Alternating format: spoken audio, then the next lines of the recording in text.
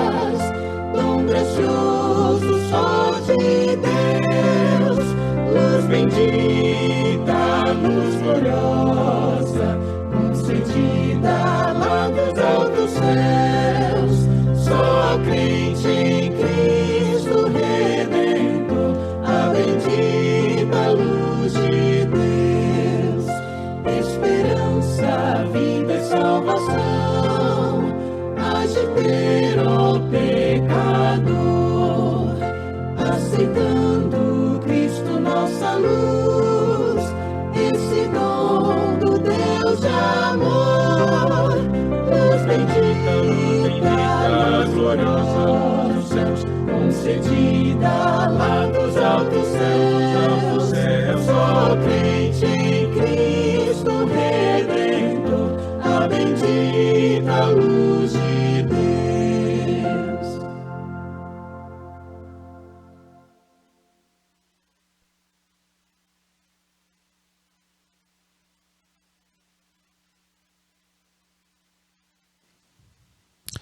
Bendita luz de Deus. Foi o hino que nós ouvimos, dando abertura à nossa escola sabatina desta manhã, do Inário Louvores ao Rei, o inário da igreja, da nossa igreja, a Igreja Adventista do Sétimo Dia, Movimento de Reforma. Queridos, sejam todos bem-vindos, estamos muito felizes em ter você junto com a gente, a você que está entrando agora, você que está se conectando, desejando que a graça, a paz do nosso Senhor e Salvador Jesus possa estar sobre a sua vida e a vida da sua família, que este sábado seja realmente um sábado de bênção, onde nós possamos ter o Espírito Santo abençoando a nossa vida espiritual. Queridos, não se esqueça de compartilhar o link deste culto. Quantas vidas estão neste mundo sem Deus, sem paz e sem esperança? E quando você compartilha, você está levando a mensagem de salvação para alguém. Não esqueça de dar o seu like é muito importante para o YouTube espalhar este conteúdo. E se inscreva no canal para receber as notificações. E que esse sábado seja abençoado na santa presença do Senhor. Nós estamos estudando nas nossas lições da Escola Sabatina, conhecendo o livro de Tiago. Você também pode baixar o aplicativo ASDMR no Play Store e você pode acompanhar a nossa lição gratuita. E você que já tem a nossa lição física, vamos para a página 57. O tema do nosso estudo de hoje é orar antes de abrir a boca. O nosso texto introdutório está em Jó, capítulo 6, verso 24. Ensinai-me e eu me calarei, e fazei-me entender em que errei. O nosso pensamento central está no Espírito de Profecia, livro Testemunhos para a Igreja, volume 1, página 308. Se alguém não tropeça em palavra, o tal varão é perfeito e poderoso para também refrear todo o corpo. A luz que ilumina nosso caminho, a verdade que se apresenta à nossa consciência, condenará e destruirá a alma ou a santificará e a transformará. Estamos vivendo muito perto do fim do tempo de graça para nos contentarmos com uma obra superficial. Vamos hoje nesse estudo falar sobre a nossa boca, nossa língua. No nosso primeiro tópico, acalmando nosso eu. Existem pessoas que gostam de dominar os outros através da sua influência, através do seu comportamento. E a palavra do Senhor nos chama a atenção para algo muito importante. Está em Marcos capítulo 9, verso 35, diz assim: E ele, assentando-se, chamou os 12 e disse-lhe: Se alguém quiser ser o primeiro, seja o derradeiro de todo e servo de todos. Então, se alguém deseja autoridade, deseja dominar outra pessoa, deve se lembrar que nós devemos ser servos. Não devemos fazer isso, isso não agrada a Deus. Isso não faz bem para a vida espiritual. Na página 58 da nossa lição, o último parágrafo do comentário desta pergunta diz: Nunca devemos humilhar um companheiro ou uma companheira. Quando percebemos que ocorreram erros, devemos fazer tudo o que pudermos para ajudar aqueles que os cometeram. Podemos fazer isso ao compartilhar nossa própria experiência, como quando cometemos erros graves, a paciência, o companheirismo, a gentileza e a ajuda de nossos colegas de trabalho nos deram coragem e esperança. Nunca devemos humilhar ninguém. Sempre devemos estar dispostos a dizer palavras de esperança e salvação. Essa não é uma atitude correta. Essa não é uma atitude cristã. No segundo tópico, fala sobre cultivando uma atitude melhor. Que críticas severas recaem sobre aqueles que são implacáveis ao lidar com os erros dos outros, mas se recusam a reconhecer as próprias falhas. Então, existem pessoas que são peritas em acusar os outros. Sempre estão certas, sempre estão corretas, são infalíveis. Mas o que nos diz a palavra do Senhor? A inspiração diz assim: nenhum daqueles que se tornaram detetives consegue ao menos ver a tendência da posição que assumiram ao se esforçarem para se tornar um poder controlador? Cadê a visão espiritual clara que deveriam ter? Por que conseguem perceber um cisco no olho do irmão, mas não notam a viga no próprio olho?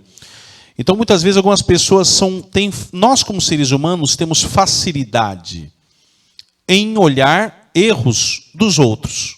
Mas e nós? Quando você vai fazer uma entrevista de emprego, existe uma pergunta crucial. A pergunta é: como você se avalia. Como é difícil se avaliar.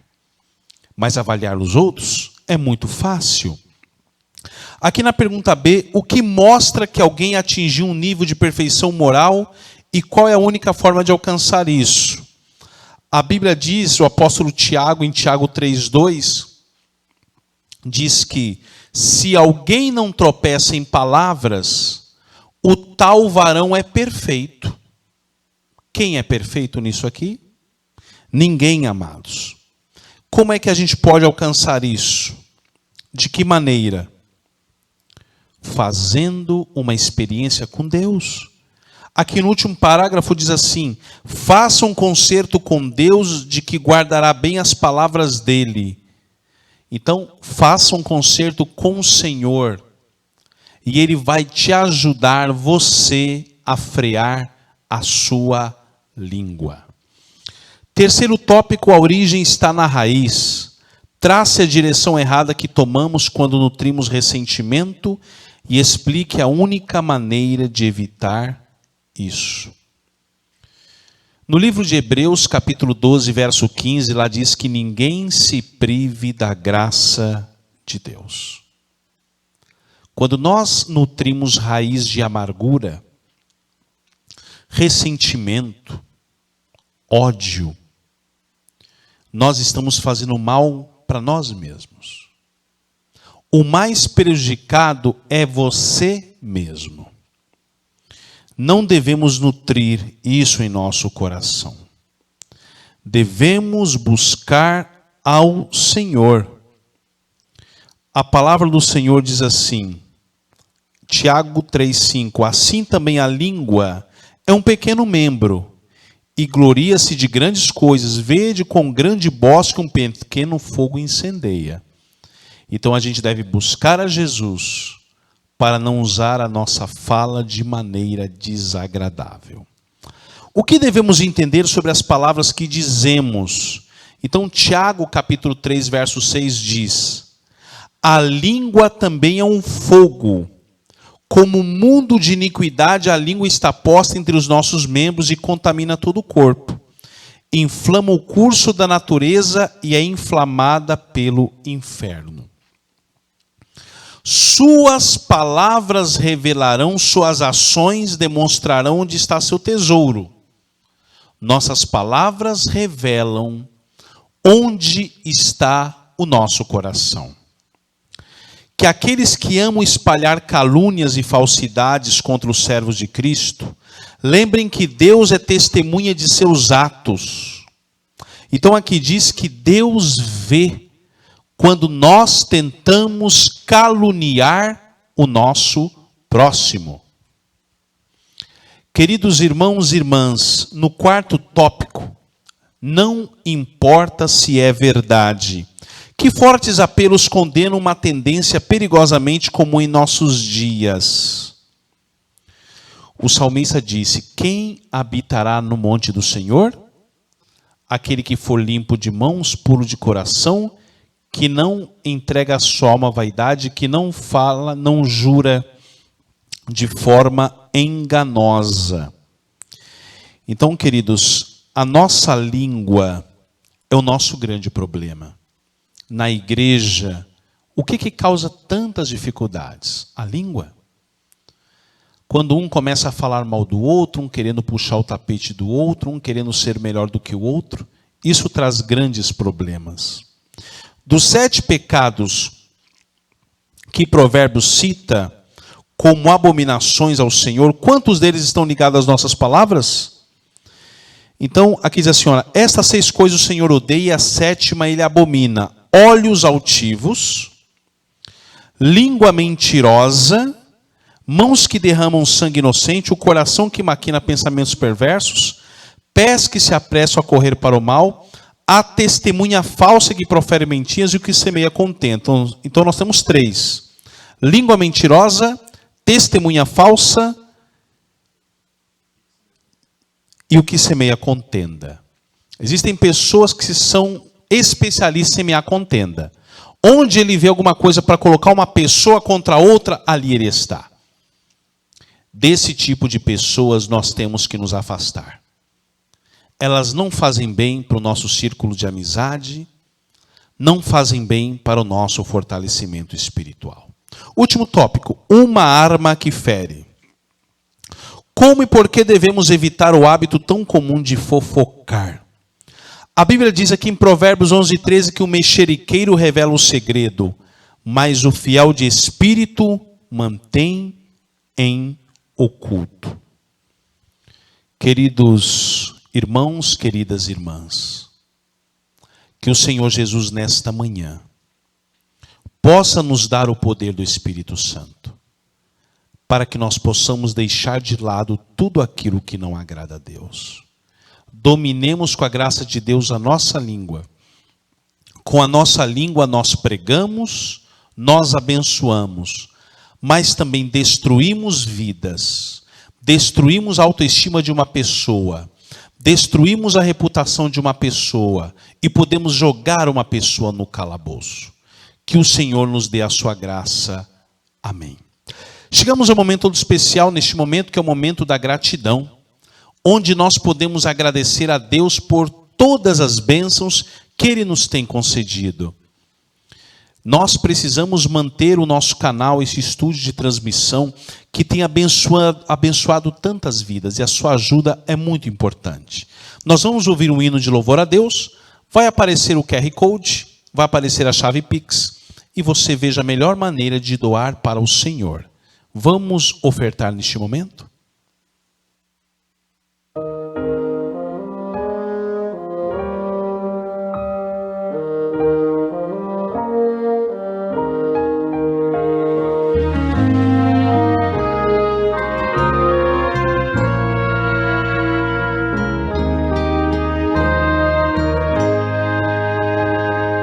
Vivi tão longe do Senhor, assim eu quis andar, até que eu encontrei amor em seu bondoso olhar, seu maravilhoso olhar, seu maravilhoso olhar, transformou meu ser, todo meu viver,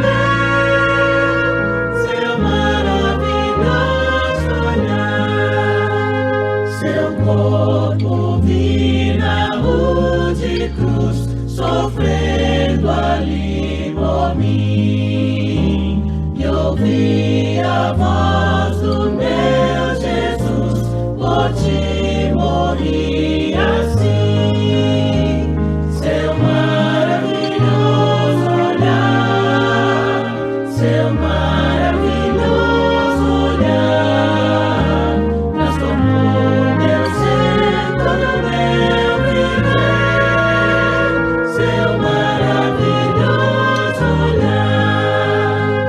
Em contrição então voltei à fonte desse amor, perdão e paz em Cristo achei, pertenço ao Salvador, seu maravilhoso olhar, seu maravilhoso olhar, transformou meu ser, todo meu viver, seu maravilhoso olhar.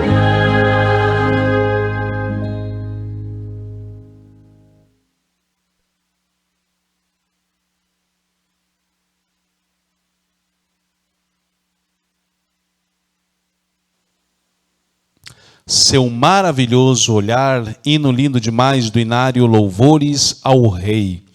Chegamos ao momento especial, que são os minutos de saúde, onde vamos aprender a cuidar do maior patrimônio dado por Deus, que é o nosso corpo. E vamos convidar neste momento o Dr. Felipe Félix, que estará participando conosco dos minutos de saúde. Olá pessoal, nesse vídeo eu vou falar sobre os benefícios do alface para a nossa saúde. Vem comigo!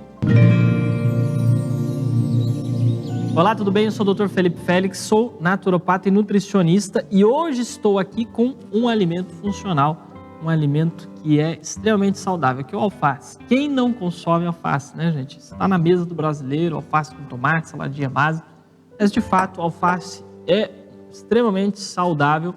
Ele é de origem asiática, também europeia, foi através dos portugueses que a lactuca sativa chegou até nós. Esse é o nome científico do alface, especificamente Cristóvão Colombo.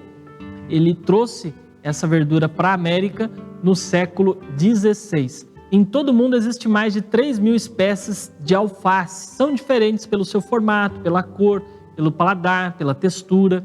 E é uma excelente verdura, né? Dentre as várias espécies, a romana é a mais nutritiva. Na maior parte das vezes é consumida o alface em saladas, sozinha ou acompanhado de outras verduras ou vegetais, e participa também como ingrediente em lanches, sanduíches, podendo ser adicionado até em sopas e outros pratos quentes.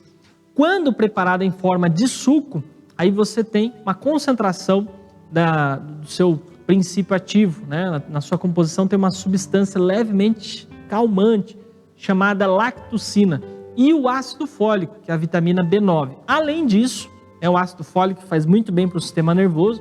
Além disso, o alface também é rico em ferro, fósforo, contém potássio, manganês, cálcio, magnésio, zinco, cobre, sódio, vitamina A, vitamina C, vitamina E, vitamina K, e a B1 e a B2 também, né? Um pouquinho da B3, B5, B6 são as vitaminas do complexo B. Contém também carboidratos e fibras, gente. Todas as folhas contêm muitas fibras e até um pouquinho de proteínas, além das vitaminas A, os carotenoides, que são luteína e zeaxantina, que fazem muito bem para os olhos. Para você ter uma noção, um alimento de baixíssima caloria, em 100 gramas de alface, você tem apenas 15 calorias e as folhas são constituídas em grande parte, né, na maior parte, por água. A água nas frutas e nos vegetais está na maior proporção. E água alcalina, mais natural. O alface é indicado para gestantes, para pessoas com anemia, porque ele aumenta a quantidade de glóbulos vermelhos no sangue. Também para a saúde dos olhos, para a pele, para facilitar o desempenho de todo o sistema cardiovascular e também a qualidade do sono. Como eu disse, tem lá a lactulina, um calmante especial e vai ajudar a melhorar as funções cognitivas. Só tome cuidado porque comer alface demais pode retardar um pouco o metabolismo, deixar o metabolismo um pouco mais lento.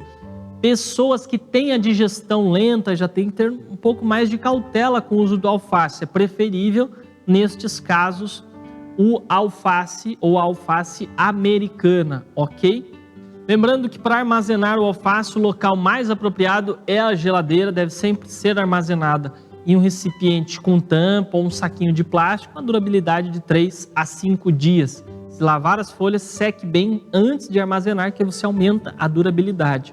Para eliminar os micro-organismos, lave as folhas em água corrente, mantenha ali por 30 minutos em uma solução preparada com hipoclorito de sódio ou mesmo com água e vinagre de maçã natural, água e limão, por exemplo, tá? Em seguida você lava as folhas com água filtrada e aí você pode utilizar. Entre as indicações terapêuticas, nós temos epilepsia, ansiedade, angústia, irritação, hipocondria, né? A pessoa que está sempre aficionada por tomar medicamento. E você pode tomar o suco fresco das folhas e dos talos do alface para quadros de insônia, por exemplo. Nós já ensinamos aqui no canal, inclusive. Tá? Você toma um copo do suco ou do chá 2 a 3 vezes ao dia. Também se utiliza em quadros de gripe, reumatismo, tosse e nervosismo. Você pode até usar o suco mesmo do alface, ok? E ele pode ser utilizado também como anafrodisíaco, que é contra os impulsos sexuais excessivos, para diminuir um pouco a libido, uma situação que esteja de forma excessiva, tá? Aí você ingere um pouco do suco do talo, no mínimo 3 copos ao dia, Olha só, você nem imaginava, né, quantos benefícios nós temos com o consumo do alface, do suco e do chá, que muitas pessoas não sabem que pode fazer, principalmente do talo, como eu disse aí. Tem uma resposta ótima para melhorar a sua saúde, gente. Vamos consumir, vamos utilizar, sempre diversificando. Alface crespa, alface lisa, alface americana, alface roxa. Vamos diversificar, até a romana que vocês viram aí hoje, né? Se você gostou desse vídeo, curta, compartilhe, deixe seu like, seu joinha pra gente aí. Se inscreva no canal se você ainda não é inscrito. Vamos promover saúde. Lembre-se que Deus te ama, quer que você tenha saúde, que você viva mais e melhor. Esse é o nosso desejo também. Até o próximo vídeo.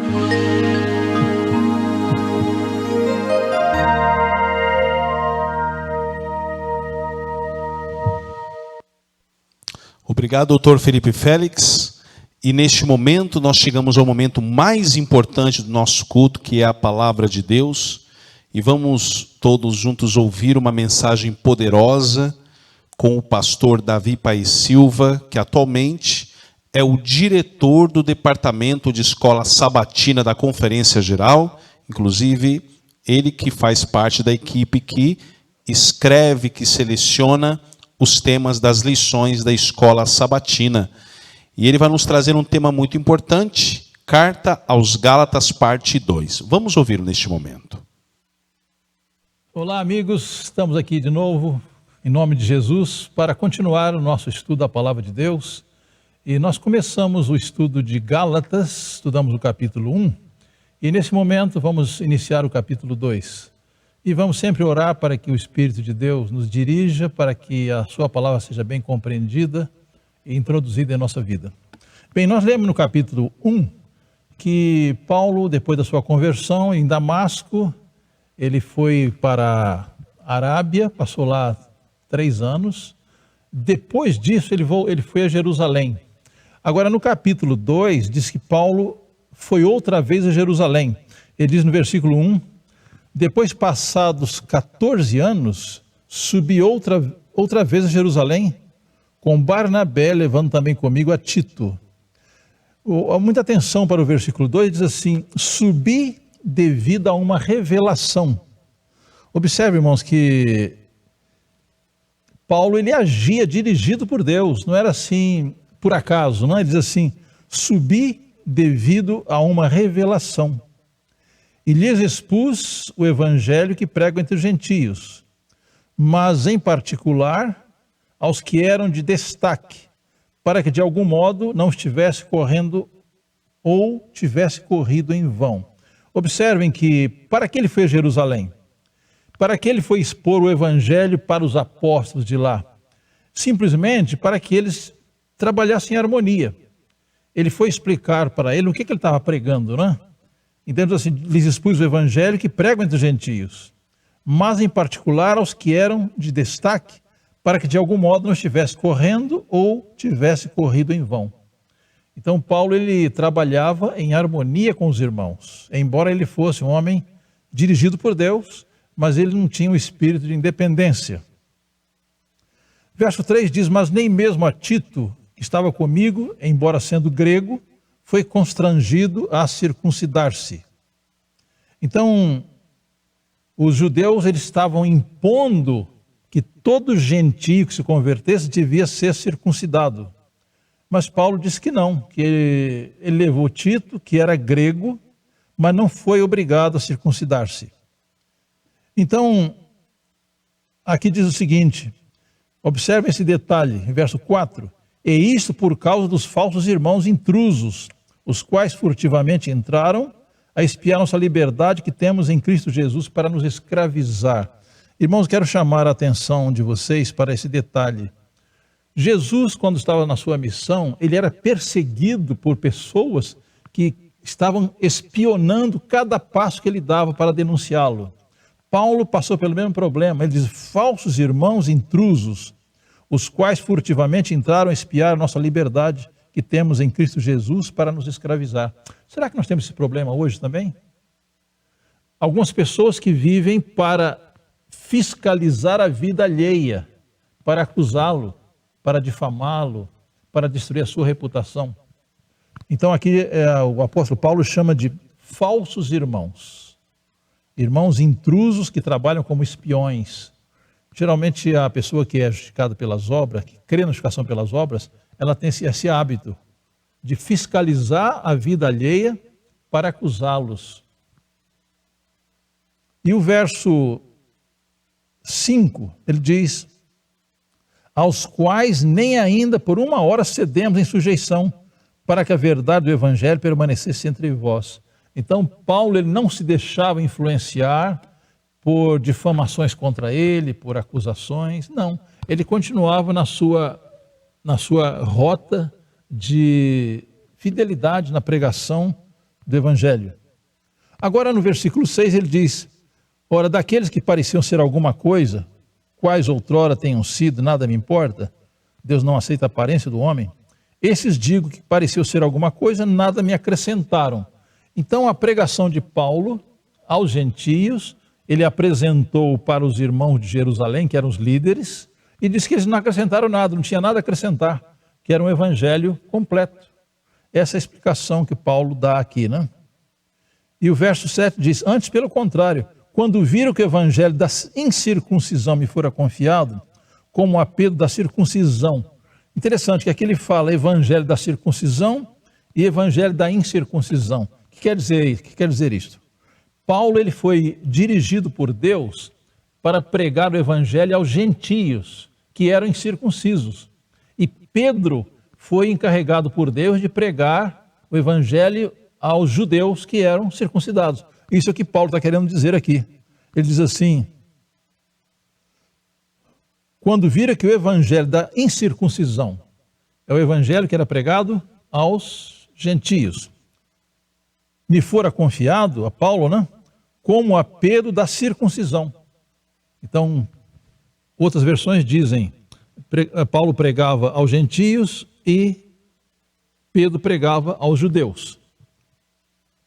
Verso 8 diz: porque aquele que operou a favor de Pedro para o apostolado da circuncisão, operou também a meu favor para com os gentios. Aqui ele esclarece, né? Então, Deus operou em favor de Pedro na sua pregação para os judeus. E Deus operou em favor de Paulo para a pregação aos gentios. Cada um tinha uma área de trabalho específica, né? E o verso 9 diz: e quando conheceram a graça que me fora dada, Tiago, Cefas ou Pedro e João, que pareciam ser as colunas, deram a mim e a Barnabé as vestes da comunhão, para que nós fôssemos aos gentios e eles à circuncisão. Então aqui fala de Pedro, Tiago e João. Vocês se lembram que esses três eram os apóstolos preferidos de Cristo? Preferido nesse sentido. Jesus sempre que ia fazer alguma coisa especial, ele chamava Pedro, Tiago e João. Quando ele foi à transfiguração, ele levou consigo Pedro, Tiago e João. Então, esses três eram considerados as colunas da igreja, os pilares da igreja naquele tempo. Então aqui diz que deram a ele e a Barnabé desta comunhão. Não quer dizer que Paulo não fosse membro da igreja, ele já tinha sido recebido, ele tinha sido batizado lá por Ananias no dia da sua conversão, mas aqui os apóstolos reconheceram que Paulo devia ser reconhecido como pregador do evangelho, né? E aqui no versículo 10 diz assim: recomendando-nos somente que nos lembrássemos dos pobres, o que também procurei fazer com diligência. Então Paulo não apenas pregava, mas ele trabalhava para arrecadar recursos para os pobres, um tipo de trabalho de assistência social, né? Agora, aqui no versículo 8, verso 8, aliás, versículo 10, diz: recomendando tão somente que nos lembrássemos dos pobres. Agora ocorreu um incidente desagradável. Observe no verso 11: quando, porém, Cefas ou Pedro veio a Antioquia, resisti-lhe na cara, porque era repreensível. Interessante, mas uma situação desagradável, né, que diz que o apóstolo Paulo teve de repreender o apóstolo Pedro publicamente. Qual foi o problema? Pedro era judeu e Paulo trabalhava com gentios. E quando Pedro foi a Antioquia, ele se juntou com os gentios lá, os gentios ficaram contentes com a sua participação, com a sua comunhão. Mas quando vieram os judaizantes de Jerusalém, nós já explicamos no capítulo passado que os judaizantes eram aqueles cristãos que defendiam a prática da lei cerimonial, especialmente a circuncisão. Então, quando Pedro viu que iam chegando aqueles judaizantes de Jerusalém, o que ele fez? Ele deixou os gentios de lado e se uniu com os judeus. Ele mostrou-se volúvel, ele mostrou-se dissimulador, ele mostrou duas faces ao mesmo tempo. E isso causou muita tristeza nos gentios. Por que os gentios perguntavam, por que ele nos desprezou agora e se uniu aos judeus? Então, quando Paulo viu aquilo, disse aqui no versículo 11, quando, porém, Cefas veio a Antioquia, resistiu-lhe na cara, porque era repreensível. Verso 12, Paulo explica, pois antes de chegarem alguns da parte de Tiago, ele comia com os gentios. Mas quando eles chegaram, se foi retirando e se apartava deles, temendo os que eram da circuncisão. Então, Pedro, ele fracassou ali. Ele pensou assim, se os judeus de Jerusalém me veem comendo com os gentios, vão se escandalizar. Então eu vou deixar os gentios de lado e vou me unir aos judeus. Isso causou muita dor, muita tristeza entre os gentios. E o verso 13 diz assim, e os outros judeus também dissimulavam com ele, de modo que até Barnabé se deixou levar pela sua dissimulação. Então esse foi o problema. Então os judeus, os judaizantes, criam que para o homem ser justificado, para ser salvo, ele precisa crer em Jesus, sim, mas não é suficiente. Ele deve praticar a circuncisão também. E quando Paulo havia pregado o evangelho puro em Antioquia e em Galácia e tudo isso, e quando Pedro se comportou daquela maneira, Paulo viu que havia um perigo de divisão na igreja, porque Pedro se conduziu imprudentemente. É por isso que aqui o apóstolo ele introduz o assunto da justificação. Observem. Mas quando vi que não andavam retamente conforme a verdade do evangelho, disse a Cefas perante todos, se tu sendo judeu vives como gentios e não como judeus, como é que obriga os gentios a viverem como judeus? Então ali Pedro ele cometeu uma imprudência muito grande, que corria o risco de causar uma divisão na igreja, porque Pedro era um homem influente, era um apóstolo que havia caminhado com Jesus. Então agora Paulo diz assim no versículo 15, nós judeus por natureza e não pecadores dentre os gentios, sabendo que o homem não é justificado pelas obras da lei, mas pela fé de Jesus Cristo. Também temos crido em Jesus Cristo para sermos justificados pela fé e não pelas obras da lei, pois pelas obras da lei nenhuma carne será justificada. Então, irmãos, aqui a carta de Paulo aos Gálatas é uma carta que ela é chamada pelos teólogos de carta da liberdade. É uma carta que centralizada na mensagem da justificação pela fé. Agora, explicando o comportamento de Pedro, que foi equivocado, foi errado, diz a inspiração.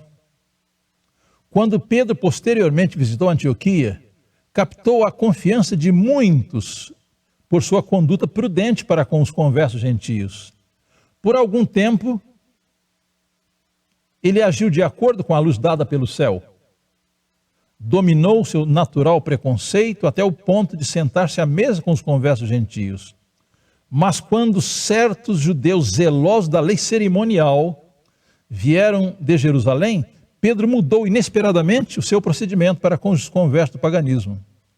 Alguns judeus também dissimularam com ele, de maneira que até Barnabé se deixou levar pela sua dissimulação. Essa revelação de fraqueza da parte daqueles que haviam sido respeitados e amados como dirigentes, produziu dolorosa impressão na mente dos crentes gentios. A igreja foi ameaçada de divisão. Mas Paulo, que viu a subversiva influência do erro praticado para com a igreja pela duplicidade de atitudes por parte de Pedro, reprovou-o abertamente por dissimular assim seus verdadeiros sentimentos. Então, note bem, irmãos, os homens nas mais elevadas posições de responsabilidade estão sujeitos a fraqueza e erro. não são homens infalíveis. E agora a inspiração continua dizendo: na presença da igreja, Paulo arguiu com Pedro. Graças a Deus que Pedro viu o erro em que havia caído e procurou imediatamente reparar, tanto quanto possível, o mal que causara. Deus, que conhece o fim desde o princípio, permitiu que Pedro revelasse essa fraqueza de caráter, para que o provado apóstolo visse nada a ver em si de que se pudesse gloriar. Interessante, irmãos, que aqui há duas lições muito importantes. Primeiro, para beneficiar o próprio Pedro. Diz que Deus permitiu que ele caísse para que ele não se considerasse melhor que os outros, para que ele não se considerasse superior aos seus colegas do apostolado. E qual outro benefício do seu fracasso lá? Então, diz que Deus viu que no futuro muita gente ia superestimar a pessoa de Pedro e até dizer que ele foi o fundador da igreja e ele era o primeiro papa, né? Deus permitiu que ele caísse para que mostrasse seu fracasso, e até hoje a Igreja Católica considera o Papa como infalível.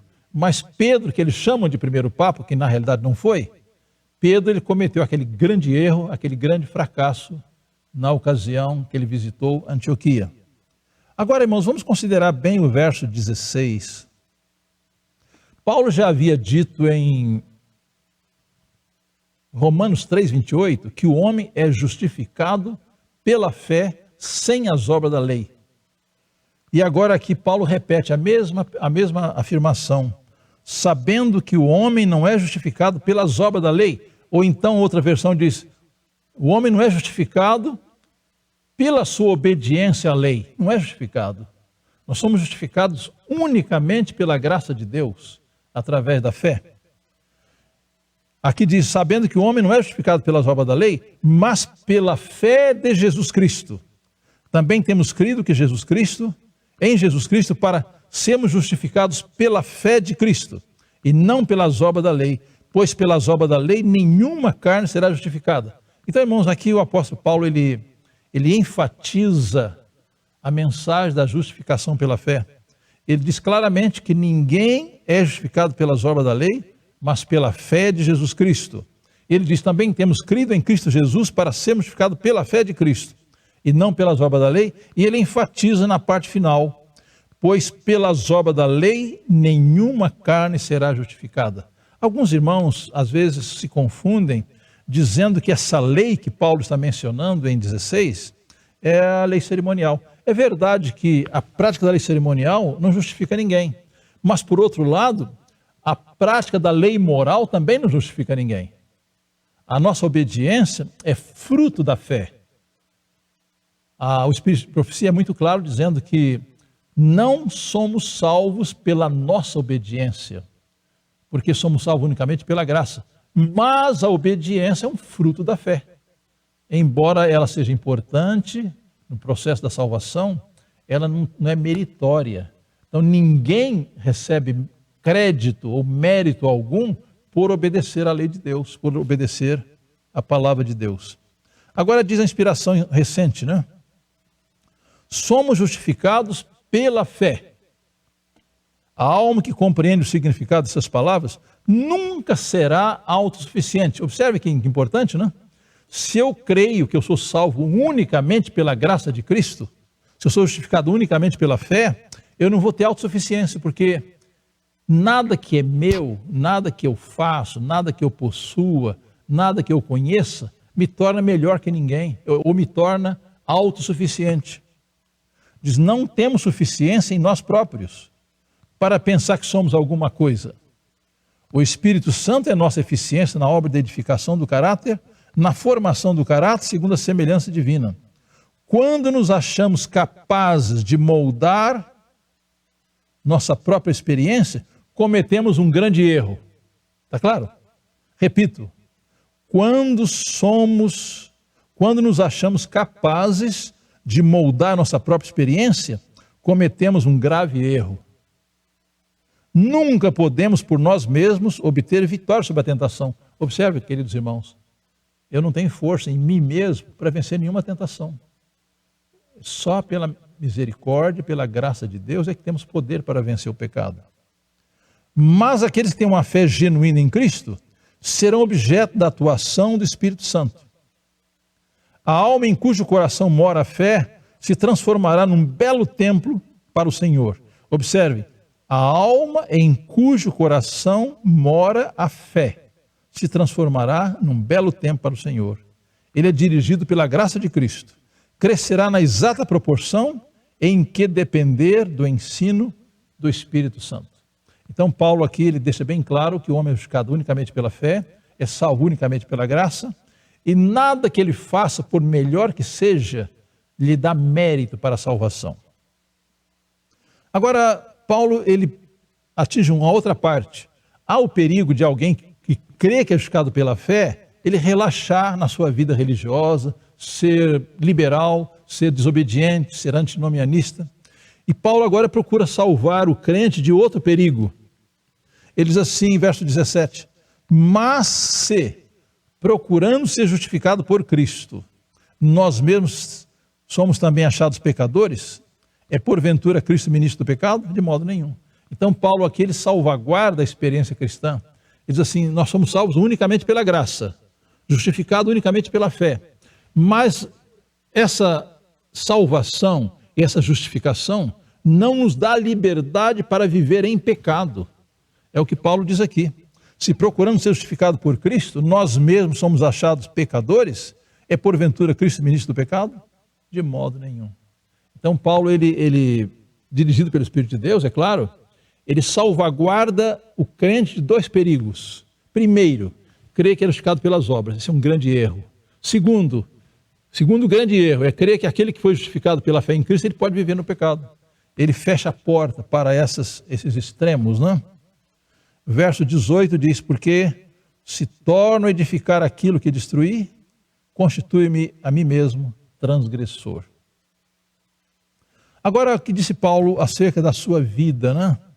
Diz ele, verso 19, porque eu, pela lei, morri para a lei, a fim de viver para Deus. Então, queridos irmãos, quando a pessoa se rende a Cristo, ele está morto para o pecado e a lei não o condena, porque ele está em Cristo. Então ele diz, pela lei eu morri para a lei, a fim de viver para Deus. E o verso 20, um verso muito conhecido, né? Diz, estou crucificado com Cristo.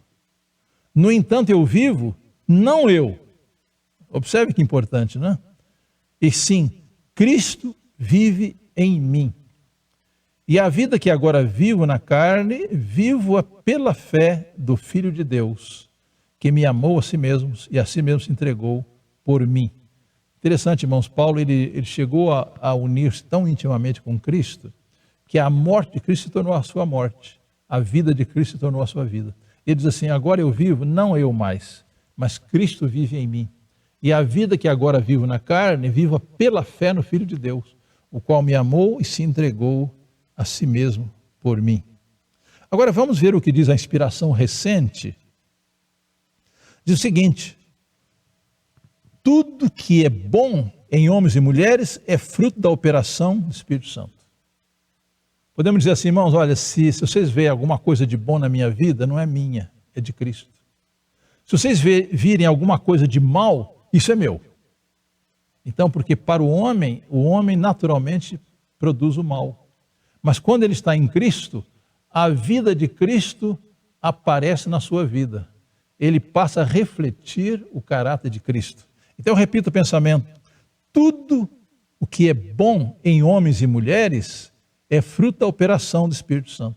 Por isso, irmãos, por melhor coisa que a gente faça, por melhor coisa que Deus faça em nós não temos motivo de orgulho, porque é obra de Deus. Eu não tenho de que me orgulhar, dizer, olha, irmão, eu sou muito bom. Nada disso, porque o que aparece de bom na minha vida não é meu, é obra do Espírito Santo. O Espírito nos ensina a revelar a justiça em nossa vida. A maior obra que pode ser feita em nosso mundo é glorificar a Deus, vivendo o caráter de Cristo. Então, queridos irmãos, a nossa existência como pessoas, a nossa existência como crentes, o objetivo é glorificar o nome de Deus. Por isso que Jesus disse aos seus discípulos, né? glorificai a Deus no vosso espírito, né? Que as vossas obras, boas obras, apareçam diante dos homens, para que glorifiquem o vosso Pai que está nos céus. Então, que boas obras glorificam o Pai que está nos céus? Não são nossas obras, são obras de Cristo em nós, obra do Espírito Santo em nossa vida. Hoje, como no tempo de Cristo, a obra do reino de Deus não se acha a cargo dos que reclamam o reconhecimento e apoio dos dominadores terrestres e das leis humanas, mas dos que estão declarando ao povo, em seu nome, as verdades espirituais que operarão nos que as recebem, a experiência de Paulo. E agora Paulo diz, não anulo a graça de Deus, porque se a justiça vem mediante a lei, logo Cristo morreu em vão. Irmãos, essa aqui é uma declaração muito pequena, mas muito ampla. Irmãos, se eu confio que a minha vida de obediência vai me recomendar a Deus, eu estou anulando a graça. Porque eu preciso reconhecer que, de fato, qualquer coisa de bom que apareça na minha vida não é meu, é de Cristo. Então, ele diz assim, se a justiça vem mediante a minha obediência à lei, então para que Cristo? Cristo morreu em vão. Está claro o pensamento? Então, nós precisamos, queridos irmãos, confiar unicamente em Cristo para a nossa salvação. Qualquer confiança em si mesmo é de fato uma blasfêmia, porque nós estamos declarando que a graça de Cristo não é suficiente. Então Paulo diz, se eu confio na minha vida para me recomendar a Deus, eu estou anulando a graça de Deus. É o que Paulo diz aqui no versículo 21. Não anulo a graça de Deus, porque se a justiça vem mediante a fé, mediante a lei, logo Cristo morreu em vão. Então, queridos irmãos, qual era o erro dos cristãos da Galácia? O que é que os judaizantes estavam ensinando? Eles ensinavam o seguinte, que crer em Jesus não é suficiente. Além de crer em Jesus, eu preciso praticar as obras da lei para ser recomendado. Agora, é claro que a pessoa que crê em Cristo, a pessoa que é justificada unicamente pela fé, ela revela o caráter de Cristo e não confia em si mesma. Então, a obediência em nossa vida é absolutamente necessária, não para justificar-nos, mas a nossa obediência, as nossas boas obras, são evidências de que aceitamos a Jesus pela fé. Então, embora a obediência à lei de Deus seja muito importante, ela não é meritória. Eu não tenho nada a declarar ao Senhor, o Senhor me considera melhor porque eu faço isso, faço aquilo. Não. Então, a obediência é um fruto natural da fé. Então, queridos irmãos, a mensagem da justificação pela fé é uma mensagem simples. Por que a nossa obediência não pode nos justificar? Porque ela é imperfeita. Quando Adão estava no Éden, a sua obediência era perfeita, ele não precisava da morte de Cristo. Do momento que ele pecou, toda a raça humana é pecadora. Então, para sermos aceitos por Deus, pelo Pai, é necessário que nós creiamos em Cristo. Porque Cristo tomou o nosso lugar, a morte que era para mim, a morte eterna que era para mim, ele sofreu no Calvário. E a sua vida perfeita que ele desenvolveu durante 33 anos, ela é colocada na minha conta. Então a minha única esperança de salvação é pela graça, pela misericórdia de Deus, e a minha justificação é unicamente pela fé em Cristo Jesus. Então é uma mensagem vital. Eu não posso ser perdoado, eu não posso ser transformado, eu não posso obedecer à lei de Deus se primeiro eu não sou justificado pela fé. E o apóstolo Paulo diz em Romanos 5:1, justificados, pois, pela fé, temos paz com Deus por meio de nosso Senhor Jesus Cristo. Então, irmãos, essa carta de Paulo aos Gálatas é uma carta chamada de carta da liberdade. Porque quando o homem confia na sua obediência, quando o homem confia nas suas práticas, ele ainda está escravo da lei. Mas quando ele aceita Jesus, ele é perdoado e a sua vida é colocada em harmonia com os mandamentos de Deus. Mas ele obedece, não para ser salvo, mas porque já foi salvo pelos méritos de Cristo Jesus.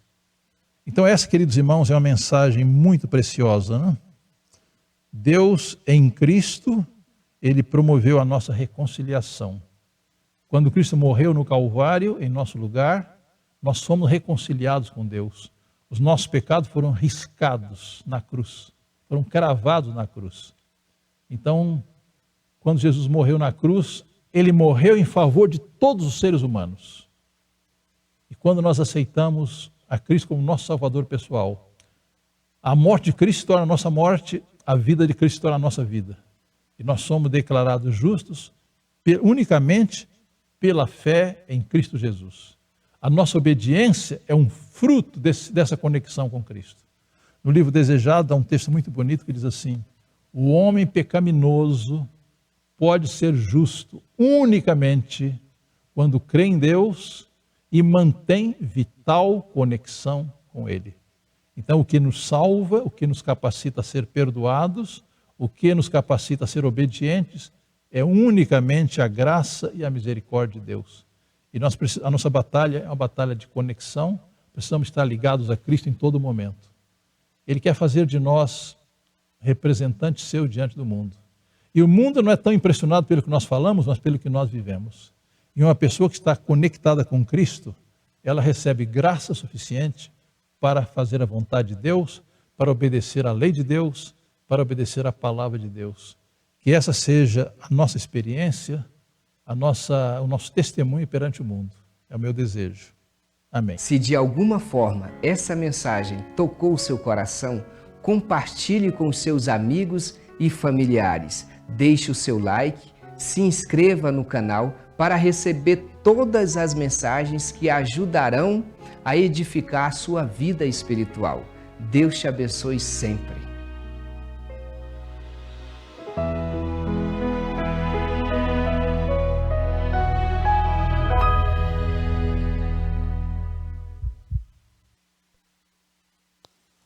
Agradecemos ao pastor Davi Paes Silva por tão importante mensagem, que fique gravada em nossos corações e que possamos confiar nas maravilhosas promessas do Senhor. Vamos neste momento orar ao Senhor e entregar todos os pedidos de oração nas mãos dele. Oremos. Querido Deus, amantíssimo Pai Celestial, muito obrigado pela Tua palavra, pela bela mensagem que ouvimos. Obrigado pela Tua maravilhosa graça, ao vires a este mundo morrer pelos nossos pecados e derramares o Teu sangue na cruz do Calvário. Dá-nos a alegria da salvação. Dá-nos o poder do Espírito Santo que tanto necessitamos, que em breve possamos herdar aquele reino que é a nossa esperança. É que eu te peço e agradeço, em nome de Jesus. Amém. Queridos irmãos, irmãs, queridos internautas, estamos chegando ao final do nosso culto. Agradecemos a todos pelo carinho da audiência. Vamos ficar por aqui e vamos estar de volta amanhã, domingo, a partir das 19 horas no horário local, 20 horas no horário de Brasília. Tenha o restante sábado abençoado e até o nosso próximo encontro, se Deus quiser.